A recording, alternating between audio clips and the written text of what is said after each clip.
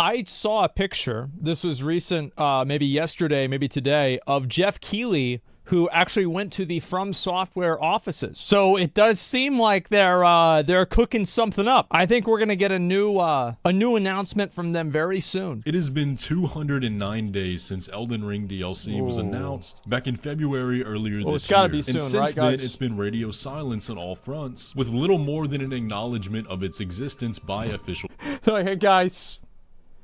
Yep. Did you forget? You thought we did, but we didn't.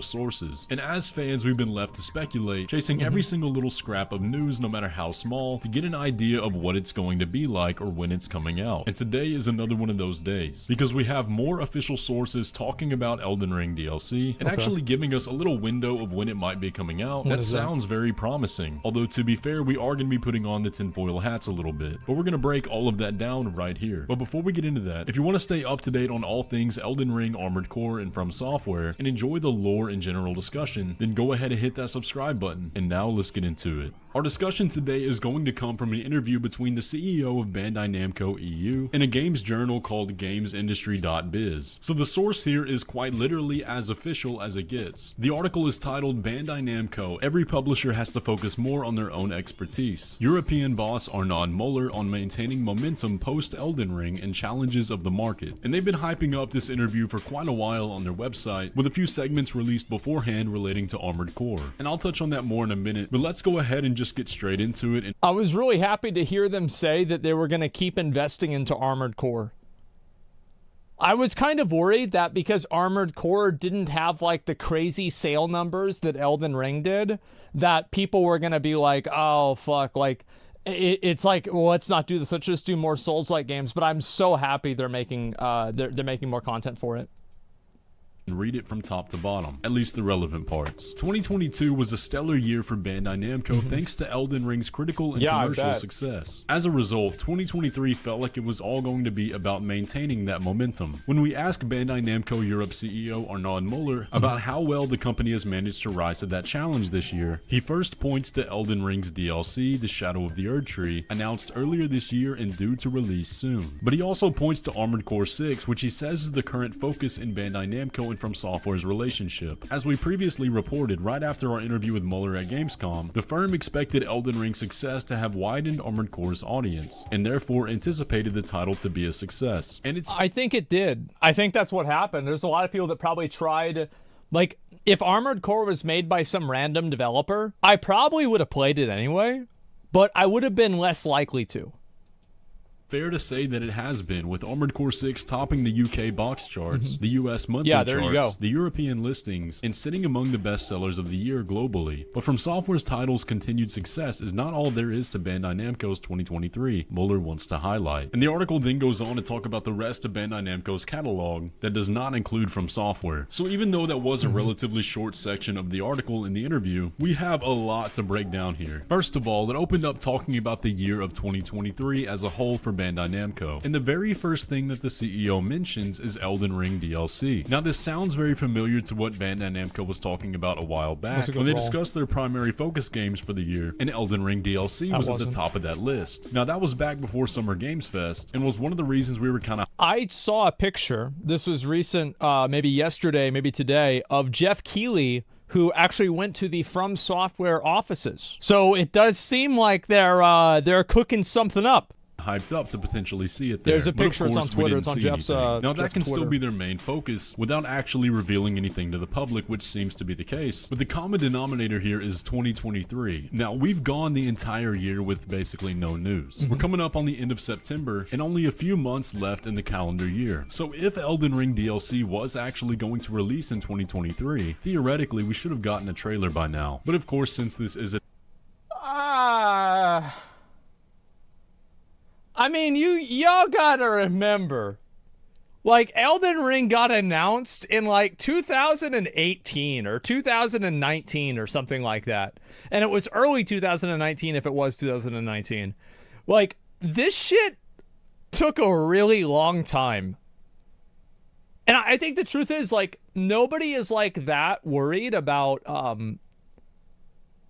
like, I don't know, maybe it's just me, but like, I don't want to see them rush it at all. Like, if it takes 2 years for the Elden Ring DLC to come out, okay. That's fine. Yeah, just like whenever it's ready, I'll play it. Like, I don't want to rush the game. Just when it's ready, it's ready. DLC, they may not be wanting to put an entire marketing push behind it, and we'll talk about that more in a minute. But let's break down what 2023 means. Yeah, sure. Normally, we'd all assume December 31st being the final cutoff date for 2023. But when I actually have no idea how big the DLC is going to be. Because, like, do y'all remember playing Elden Ring for the first time? And it was like, you're like, okay, this game is massive. Holy shit. And then you break an invisible wall, and then behind that invisible wall, there's another invisible wall.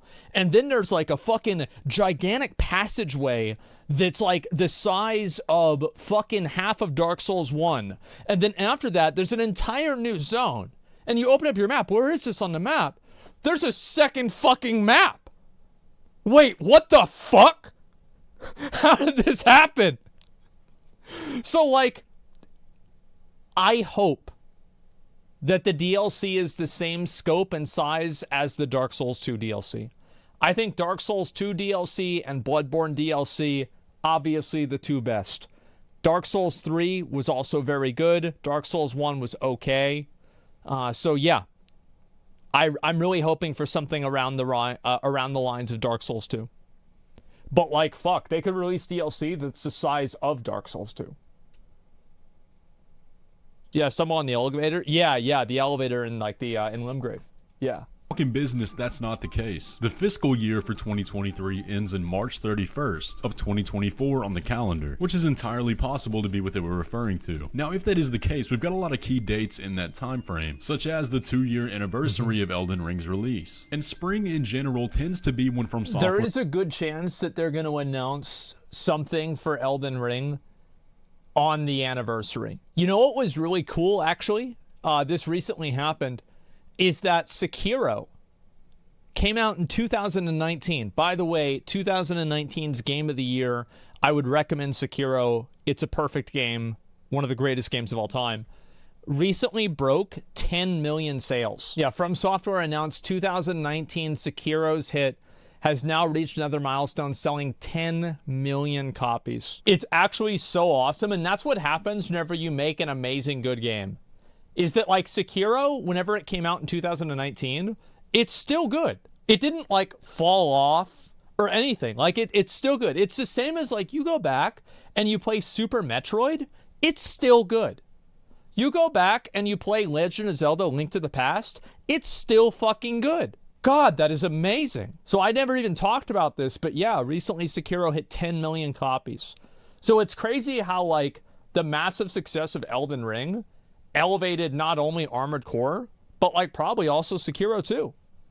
Likes to release their games, Armored Core 6 being a pretty big exception to that rule, but for the past decade pretty much all of the mainline From Software games have released in the early parts of the year. And so we have to think about the DLC kind of like... Bro, he's not using jump attacks. What is he thinking? Doesn't he know jump attacks are in the game? That. Are they going to be treating... Okay, see, now he's listening. That's smart guy. It like a full game release and giving it a full marketing cycle, or is it just going to be another DLC? And there are some other questionable things in that first paragraph, notably that they don't use any actual quotes from the CEO when talking about the DLC, and that may be because they discuss things that weren't allowed to be released publicly, and because of that we don't know if what's being said is actually from the CEO himself, specifically when they say that the DLC is due to be released soon. For all we know, that could just be an assumption on the soon. Like, yeah, we're gonna be able to have travel to Mars soon. When? In about 40 to 50 years. Okay, yeah, sure.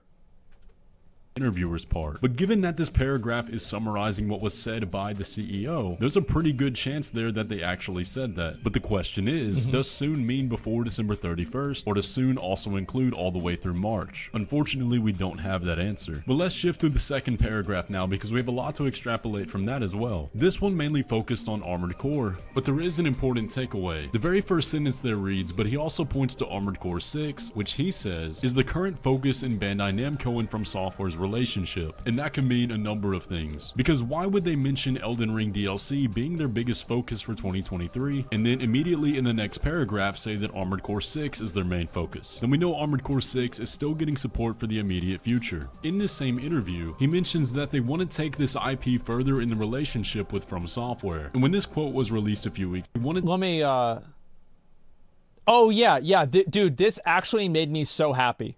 I'm going to read this again.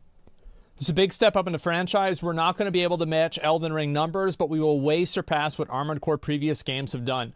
We have a great game in our hands. The gameplay, the battle system is very loyal to what From Software fans are used to, so we really want to take this IP further in the relationship with From Software. My expectation is that people who have discovered the game via Elden Ring will also enjoy Armored Core. I was so happy to hear this because it goes against what happens with a lot of these like companies, right? Is that like the company only bases every decision off of like their highest selling game ever, and they never try to invest into like a smaller franchise or a smaller thing that could still have a very dedicated, great audience of people who love it for years. So like, I think this is like such a logical, smart decision for them to be making. I'm so happy about this. Take this IP further in the relationship with From Software. And when this quote was released a few weeks back, I took that to mean DLC or a follow-up game like they've done with past Armored Core generations. And that still may be the case, but what that could also... I'd really love to see a DLC for Armored Core. And I'd also really like to see, I mean, I hope they do like a patch, the same as they did with like the Coliseum patch in Elden Ring. I hope they have a matchmaking patch for Armored Core. Because right now, like the way that you have to like join lobbies to play against people, it's kind of annoying and weird. And I wish that you could just like click a button and get match made against somebody and just like immediately play. And just like have everything randomized. Also mean is that they want to continue to market AC6. Yeah, but that's and considering different. that the holiday season is coming up, that would probably be smart. Now, Bandai Namco's... Y'all remember back in the day whenever these guys would never stop casting? I remember playing this and I was so fucking mad. job is to publish their games, including AC6, including Elden Ring, and Elden Ring DLC whenever that comes. And so what that means is whenever one of these games comes out, Bandai Namco gets revenue. And considering that Elden Ring DLC is going to sell massively, it's no wonder that would be their top priority. So if we entertain the idea that Elden Ring DLC could release without a marketing push from Bandai Namco, meaning that From Software alone is working on the DLC and pushing it out to the markets, Bandai Namco could still be focused on AC6 and receive the cut from Elden Ring DLC. And in my opinion, that's what this sounds like the most, which might actually be the smartest play with all of this, to continue to market Armored Core to those fans that are going to be paying attention to Elden Ring, now that Armored Core 6 is already released. I still want to do that tournament for Armored Core 6. I think, I mean, it sounds stupid, but like, I think about Armored Core every day. I do. I think about it every day. And yeah, not a time, at some point I need to do it, man. It's an amazing game, yeah. At least there's no longer a conflict of interest, With only the Roman eyes Empire? to be gained. And not to mention, Armored Core 6 has rave reviews, so in the meantime of waiting for Elden Ring DLC, it would be a great game to check out if they passed up on it. The only question I have is how much of that momentum is still remaining? Has it been too long? If they choose to not push Elden Ring DLC in the marketing sphere, would it still have that same stopping power that the original game did? I think Elden Ring DLC isn't going to sell as well as Elden Ring. Like, obviously not. Like, that's just the way DLC is. You're going to have a lot of people that played Elden Ring, and like the push is going to be like, I don't know, like I think if they sell DLC to half the people that bought the game, it would be a massive success. I'll be honest. Like, that's just how it is. But it doesn't mean that the game, that doesn't mean it's bad. Like, just because it doesn't do as well as like the base game release, I mean, fuck. Most games don't do that. I think Cyberpunk recently, right, with Phantom Liberty, that's like a major exception. And also Cyberpunk with Phantom Liberty even didn't meet the same level of like fervor and excitement as the release of the game. It's just the difference was that the release of the game was very badly received and Phantom Liberty wasn't. But 2 years is a long time to wait, so we'll just have to see. To give you my honest thoughts on when it'll release, I'm very divided. I can totally see them dropping a trailer any day now and having it release around November, which we had signs pointing to. But if I had to put money on something, man, I would say a trailer at TGA in December and then the release around the 2 years. I think we'll probably see a trailer at the Game Awards. Like, there's no way, bro. There's no way Jeff Keighley went all the way out to those offices if he's not feeling like something's going to come out of it. You know what I mean? I feel like there's gotta be something going on. Anniversary in February. That is absolutely the safe bet, but it really still feels like so. You want to hear some real copium? Maybe From Software making the tweet about Sekiro is because now that it's sold 10 million copies, they're finally going to make the Tom Away DLC. Yeah, and that's why they're talking about Sekiro again. Yep, that's right, guys. It's crazy, huh? Yeah. For sure. Away. I know we're still in the same month that Armored Core released, and don't get me wrong, I absolutely loved that game. It's my personal game of the year, but it didn't really have the lasting impression that Elden Ring did, due to it being more of a niche title, and that's something they even acknowledged in the interview. So personally, I don't think there has to be much of a gap between these releases, as it's not really going to help it out much. Like I said, there's no longer that conflict of interest, but that's just my thoughts on it. But what do you make of all of this? How do you take this interview and what it shows us with their plans for the DLC? Now that we know Elden Ring DLC is next up on the list, I think we're going to start seeing a lot more going forward. People are going to be less scared to talk about it. And of course, whatever we find out, I'll be here to keep you guys up to date. Anyway though guys, that is going to pretty much do it for the video today. I hope you enjoyed. If you did, be sure to leave a like on it. Let me know all your thoughts down in the comment section below. And be sure to subscribe if you're new around here. And with all that, I will catch you in the next one. I think that there's a very good chance that we get the DLC earlier. But, like, I don't know if they're going to announce it and then release it in December. I feel like they're going to want more time to, like, push the marketing for it. I think the earliest that we get it is, like, this summer coming up. It's going to be March? Yeah, like, March at the earliest. Early meaning Q1 2024. Yeah, I mean, I think we're not going to get it probably for, like, probably for 6 more months, right? At least 5 or 6 more months. Probably an announcement. Yeah, they'll probably have, like, a date or, like, a trailer in December. And then they'll have a date, maybe then, or like maybe a week or a month after that, and then we'll be able to play it. It'll be out after Classic Plus announcement. True.